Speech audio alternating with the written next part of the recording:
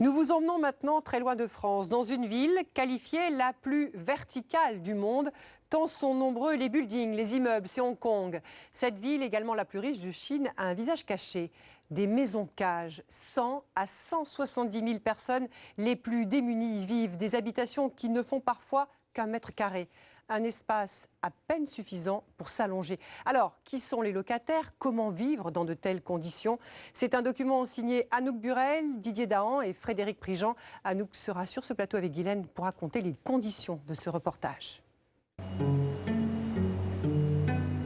Il arrive qu'en regardant par la fenêtre, la nuit, on essaye d'imaginer la vie des autres, juste en face. Mais dans ces rues de Hong Kong, personne n'a sans doute jamais deviné la vie de Monsieur Lam, derrière sa persienne du 8e étage. Il vit au dernier étage d'un immeuble moderne, sans particularité. En fait, il faut pouvoir entrer chez lui pour comprendre vraiment. Chez lui, dans ce couloir étroit, il y a 16 portes, 16 logements différents sur 2 étages. Des appartements qui au mieux ressemblent à des placards, au pire à des cages.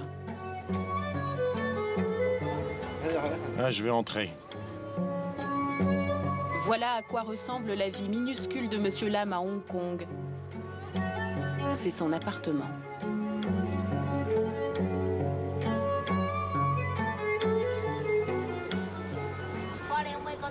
Est-ce que vous avez l'impression, vous, de vivre dans une cage?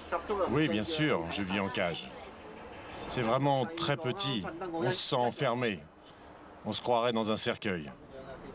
Vous devriez venir voir. Venez voir. Chez lui, il n'y a pas de fenêtre, pas de matelas, juste 48 ans de sa vie amassés dans des sacs en plastique. Ici, ce sont tous mes papiers administratifs. Vous savez, il y a beaucoup de punaises ici. Elles nous attaquent. Beaucoup de punaises. Elles m'empêchent de dormir. Et là, ça me sert à ranger mes vêtements. Voilà.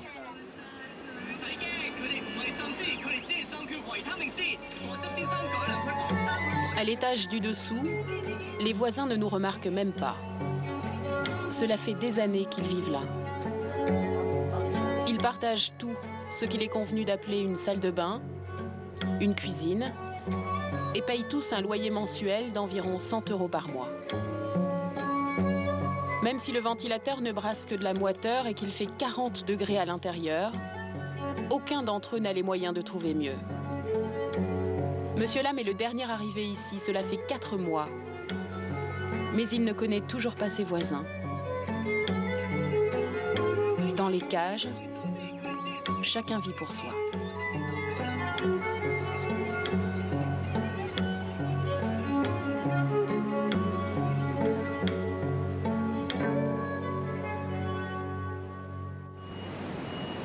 Hong Kong, c'est l'un des territoires les plus peuplés du monde, la ville la plus libre et la plus riche de Chine. Elle a toujours attiré l'argent et les hommes. Aujourd'hui, l'espace y est un luxe, il y est rare et beaucoup trop cher pour la plupart des habitants. Même ici, à Kowloon, dans le quartier traditionnel des immigrants chinois, les prix des logements sont ceux des beaux quartiers de Paris.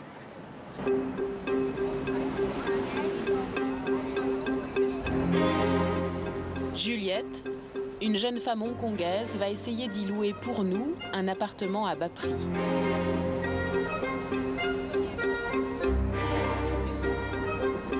Ça, c'est les loyers, les apparts normaux qu'ils ont. Oui, par exemple, là, il y a 3 pièces avec 2 chambres, donc ça fait 62 mètres carrés et 2000 €. Quoi. Par mois? Par mois, voilà. Bonjour. Quel est l'appartement le moins cher que vous ayez à louer? Le moins cher, c'est 380 € par mois. Pour quelle surface? 10 mètres carrés. Officiellement, personne ne loue des cages dans ce quartier. Mais partout dans les rues, des dizaines de petites annonces proposent des chambres à louer. Les prix sont beaucoup plus abordables, entre 100 et 250 € par mois environ. Ce n'est pas précisé, mais à ce prix-là, il faut s'attendre à des surfaces de moins de 5 mètres carrés. C'est une annonce, c'est écrit spécialement des lits pour hommes. En fait, on ne dit plus lit cage, mais quand c'est précisé que c'est que pour l'homme, on peut supposer que c'est des lits vraiment en cage ou sous forme de cercueil là, superposés. Un peu plus loin, une annonce promet des chambres coquettes avec la climatisation. Elle décide d'appeler. Bonjour, j'appelle pour une location. Je cherche pour quelques jours seulement. Je cherche le moins cher possible. La propriétaire arrive immédiatement. Elle a plusieurs appartements disponibles pour 150 € par mois. Et voilà ce qu'elle propose de louer à Juliette.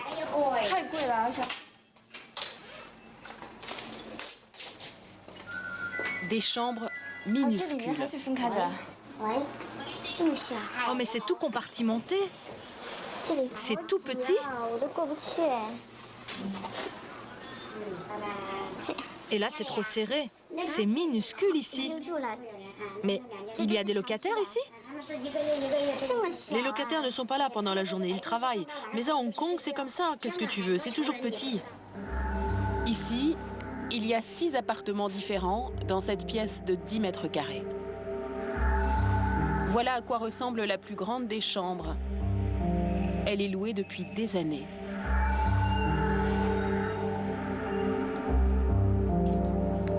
Et voilà la plus petite.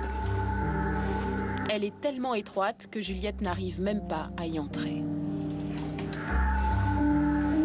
J'ai jamais vu ça. C'est trop petit. Je ne peux même pas entrer. Mais c'est parce que t'es trop grande. Mais comment vous pouvez louer ça si on ne peut pas entrer dedans? Eh bien, il y a des locataires. J'ai des locations où c'est encore pire. Ici, franchement, ça va. Dans un autre immeuble, je loue des pièces toutes petites avec des rangées de 3 lits superposés comme ça, jusqu'au plafond. Et il y a de l'air conditionné là-bas? Non, non, il n'y a pas d'air, rien. La pièce est complètement fermée. Et voilà l'appartement que Juliette va louer pour 150 € par mois. 1 mètre carré, pas de fenêtre, pas d'électricité, pas de matelas non plus. Juste une planche en bois trop courte lorsqu'elle tente de s'y allonger. Elle va passer 3 jours dans ce placard. Certains y vivent pendant des années. C'est étouffant, c'est vraiment petit, quoi. Il faut quelqu'un qui soit petit et maigre. Et je suis ni grosse ni très grande, mais j'arrive pas à... Enfin, je rentre difficilement. C'est pas des dimensions humaines, on vit vraiment comme des animaux. Comment peut-on vivre dans un espace aussi réduit? 1 mètre carré, c'est 2 fois plus petit que ce taxi. Derrière ces façades, à Hong Kong, 170 000 personnes vivraient dans ces conditions. Un chiffre qui serait en augmentation depuis 5 ans. Ce sont des hommes seuls, souvent venus de Chine en quête d'une vie meilleure, des personnes âgées qui ont peu d'argent pour vivre, ou des familles entières, souvent précaires, en attente d'un autre logement. Toutes ces vies invisibles de la rue, inimaginables aussi. Alors ces locations sont-elles légales? Nous allons poser la question à Madame Lee, qui travaille pour la plus grande association de droit au logement de la ville.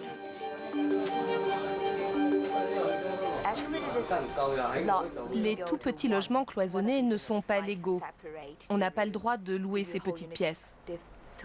En fait, si un propriétaire veut cloisonner son appartement pour le louer à différentes personnes, il doit au préalable prévenir l'administration. Mais évidemment, la plupart des propriétaires de ces placards et de ces cages n'avertissent personne. Je pense que le gouvernement est au courant de la situation. Nous avons fait des estimations sur le nombre de personnes qui vivaient dans ces conditions, mais on dirait que le gouvernement est dans une impasse parce que détruire ces logements, Déloger ces gens, c'est d'abord les condamner à vivre dans la rue. Et ce sera encore pire. À quoi ressemble la vie en cage? Nous sommes retournés voir Monsieur Lam, l'homme qui vit derrière sa fenêtre du 8e étage. Mais ce matin, il n'est déjà plus là. Vivre dans une cage, c'est peut-être d'abord la fuir. Nous retrouvons Monsieur Lam dans la rue. Il tourne en rond depuis 8 heures du matin. Il passe beaucoup de temps de sa vie au fast-food parce que c'est propre, que ce n'est pas cher et surtout parce qu'il y a de l'air frais. Ses journées sont toutes les mêmes depuis des années. Il dépense de toutes petites sommes d'argent qu'il compte très précisément. Il a perdu son travail. Il a 270 € d'aide de l'État pour vivre tous les mois.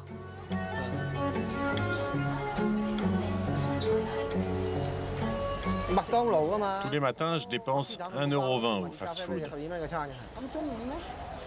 Le midi, j'achète des nouilles pour 1,50 € ou parfois du riz cantonais pour 2 €. Et le soir, je ne mange pas beaucoup. Parfois, je retourne au fast-food.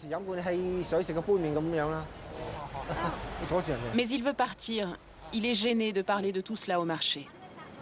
Monsieur Lam a honte de ne pas avoir d'argent dans cette ville qui valorise le travail et la réussite sociale. Hong Kong, c'est un monde fait pour les riches. Mais même quand j'avais mon salaire de cuisinier de 700 ou 800 € par mois, j'avais du mal à payer mon loyer de 350 €. C'est pour ça que je me retrouve dans une cage aujourd'hui. Même le métro est devenu un luxe pour lui. Cela fait des années que Monsieur Lam ne l'a pas pris. En plus d'être en cage, le monde dans lequel il vit est aussi un espace réduit.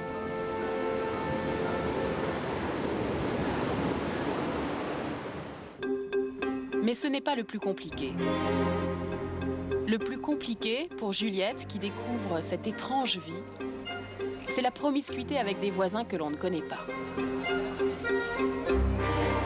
Ce soir, elle rentre chez elle dans son petit placard d'1 mètre carré. Et en ouvrant la porte, elle se retrouve face à un inconnu derrière un rideau de douche.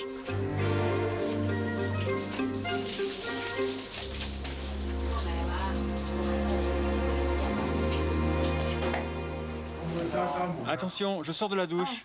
Ah oui, pardon. Fermez vos portes, s'il vous plaît. Ah, sorry. Oui, oui.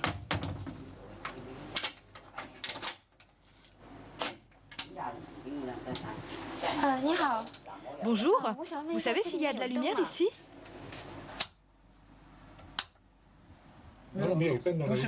Il n'y a pas de lampe, c'est bizarre. Non, le propriétaire ne vous a pas prévenu.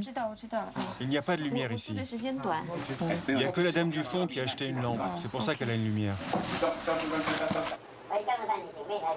La dame du fond, c'est une vieille femme enfermée dans sa chambre qui parle tout le temps, sans s'arrêter. Mais ils sont deux? C'est un couple? Non, non, elle est toute seule. Mais pourquoi elle parle sans arrêt? Elle est malade. En discutant, Juliette apprend qu'il vit ici dans ce placard depuis 4 mois. Cela fait 3 ans qu'il attend d'avoir un logement social. Il gagne 1 000 € par mois grâce à un petit boulot, mais il donne de l'argent à ses vieux parents. Tout à l'heure, lorsque j'étais sous la douche, je ne savais pas que vous étiez une jeune fille. Je pensais que c'était un jeune homme. Oui, j'ai été surprise aussi. Je suis très embarrassée. Vraiment désolé. Je n'arrive pas à rester dans ma chambre. Quand je ferme la porte, j'ai l'impression que je vais mourir. C'est parce que vous n'avez pas l'habitude. Au revoir. Je ne peux pas rester ici. Je me sens très mal.